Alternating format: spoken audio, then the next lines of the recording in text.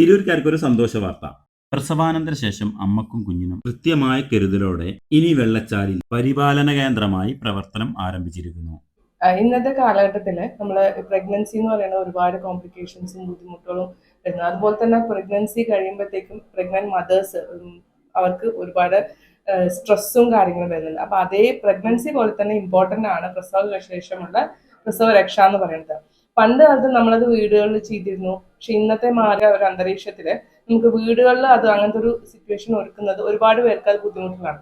അങ്ങനെ ഒരു സ്ഥിതിയിൽ നമുക്ക് ഇങ്ങനത്തെ ഒരു സംരംഭങ്ങൾ വളരെ നല്ലതാണ്.